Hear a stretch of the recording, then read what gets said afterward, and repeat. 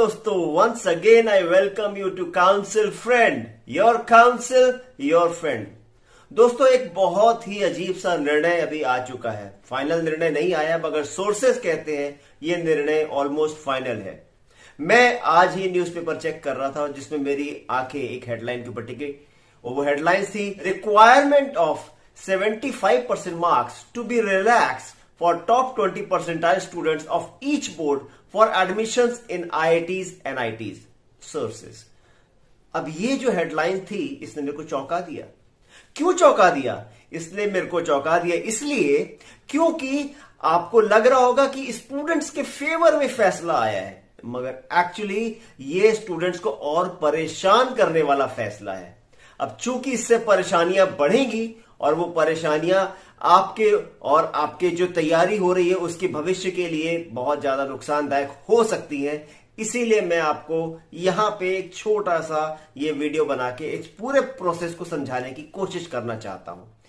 Actually अभी तक का एडमिशन सिस्टम क्या था? अभी तक का मेरा बोलने का सेंस है कि प्री कोविड सिस्टम क्या था। प्री कोविड सिस्टम था कि for all the admissions into IITs, NITs, triple IITs and all the government funded technical institutes and 15% quota of all the government, not private, government engineering colleges, उन सब के लिए एक common criteria था कि you have to be among 2,45,000 students of JEE Main. That means JEE Main आप इतने अच्छे से दीजिए कि आप 2,45,000 स्टूडेंट्स के बीच में एक स्टूडेंट बन के दिखाएं।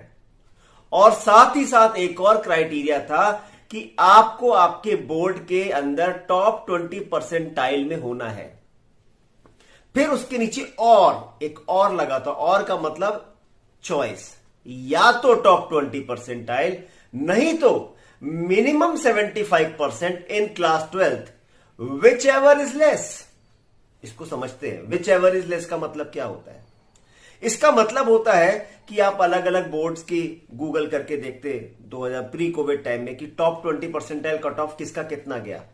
आप पाते कि कुछ नॉर्थ ईस्टर्न स्टेट्स जैसे असम, मेघालय, सिक्किम, यहां का टॉप 20 परसेंटाइल क्राइटेरिया जो था वो मिनिमम 52 से 58% के बीच में था। और इसके उलट southern states like Telangana, like Andhra Pradesh, like Tamil Nadu, यहां का टॉप 20 परसेंटाइल क्राइटेरिया था 89, 88, 90, 91%। Now it was a huge imbalance. Imbalance क्यों? क्योंकि एक बच्चा मात्र 58 या 60% लाने के बाद भी टॉप 20 परसेंटाइल में क्वालिफाई कर जाता, और दूसरी तरफ दूसरा स्टूडेंट 98 की जगह बेचारा 88% भी ले आए तो वो कह नहीं सकते कि वो सिलेक्टेड है कि रिजेक्टेड। तो उसको लेवल करने के लिए गवर्नमेंट ने एक नई शर्त रख दी कि या तो टॉप 20 परसेंटाइल और या तो minimum 75%, which ever is less. यानी किसी के 75% की जगह 64% आए, मगर अपने रिस्पेक्टिव बोर्ड में वो टॉप 20 परसेंटाइल में यदि है तो वो सिलेक्टेड। या किसी के 88 या 89% आए, 75% से तो ऊपर है, बेशक टॉप 20 परसेंटाइल में ना हो तो भी वो सिलेक्टेड। लेकिन अब सरकार ने क्या किया? अब वो ये करने जा रही है कि 75% का क्राइटेरिया हटा दिया जाएगा, केवल टॉप 20 परसेंटाइल। अब ये परेशानियां बढ़ाने वाली बात है। पहले तो परसेंटाइल का अर्थ समझिएगा क्या होता है।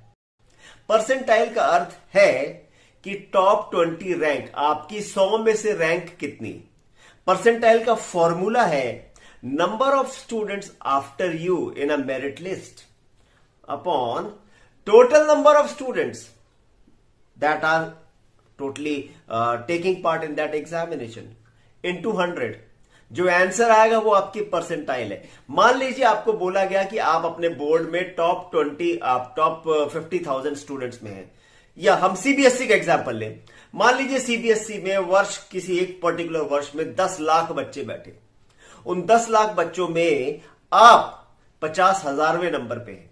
इसका अर्थ यह हुआ कि आपके ऊपर किसी मेरिट लिस्ट में 49,999 स्टूडेंट्स, और आपके नीचे मेरिट लिस्ट में है 9,50,000 स्टूडेंट्स।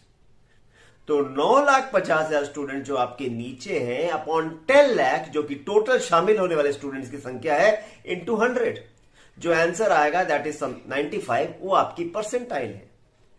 अब यहां पे आप पुराने ईयर्स का परसेंटाइल लिस्ट को गूगल करके देख लीजिएगा। आप पाएंगे सीबीएसई का स्टूडेंट 88, 86, 82% के आसपास मार्क्स लाता है, तब वो टॉप 20 परसेंटाइल में जगह बना पा रहा है।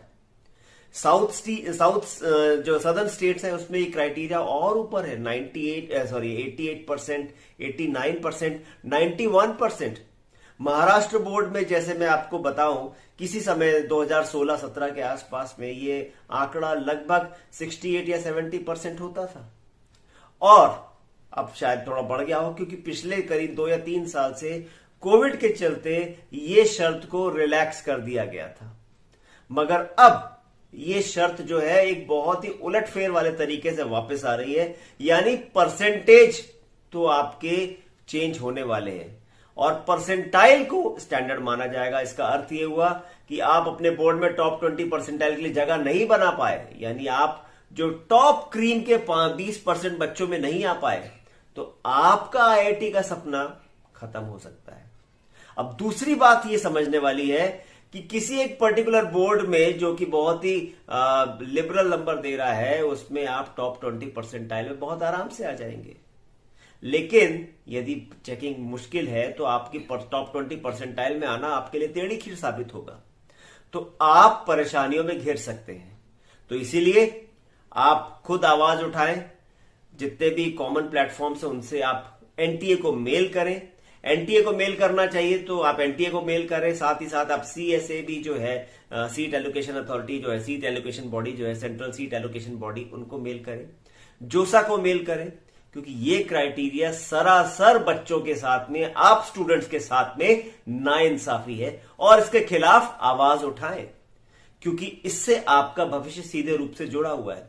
कोविड के टाइम में हम सब जानते हैं कितना मुश्किल रहा है आपके लिए तैयारी करना, कितना मुश्किल रहा है बोर्ड्स में स्कोर करना, और अब कितना मुश्किल है वापस जब चीजें खुली हैं उन बच्चों के साथ में कॉम्पीट कर पाना जिन्होंने 2021, 22 और 23 में अभी 12th पास होंगे, because they have gone through that turmoil that COVID has offered them.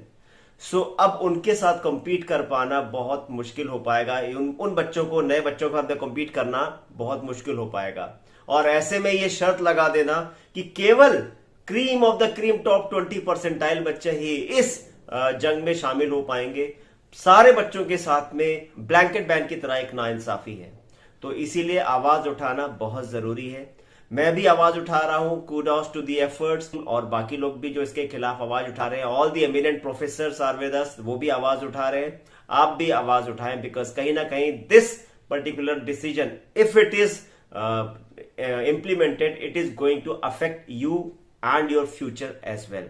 So अभी तक आपने मेरे चैनल को सब्सक्राइब नहीं किया है तो आई रिक्वेस्ट सब्सक्राइब कर दीजिए, ये वीडियो ज्यादा से ज्यादा शेयर कीजिए ताकि ये इंफॉर्मेशन गवर्नमेंट तक जा सके और सोर्सेस तक, एनटीए तक जा सके। एनटीए आई डोंट थिंक उन्होंने कोई भी चीज ढंग से अभी तक की है। It is always fluctuating from their side. Students के लिए कोई एक बेंचमार्क तय नहीं कर पाते हैं। यदि वो नहीं कर पा रहे थे तो इसका खामियाजा बच्चे क्यों भुगते हैं, आप जैसे स्टूडेंट्स क्यों भुगते हैं। तो इसीलिए एनटीए को भी चाहिए अपना वो कैलेंडर फिक्स करें, क्राइटेरिया फिक्स करें और साथ ही साथ बेंचमार्क फिक्स करें कि क्या करने से क्या होगा। अभी तक वो चीजें नहीं हो पाई है और उसका खामियाजा भुगतना पड़ सकता है। So with that I and this presentation. Thank you, आप मेरे चैनल पे बने हुए थे उसके लिए। लाइक कीजिए, सब्सक्राइब कीजिए और हो सके तो शेयर जरूर कीजिए। Till then take care and all the best for JEE Main, JEE Advance and all the competitive exams. Take care, bye.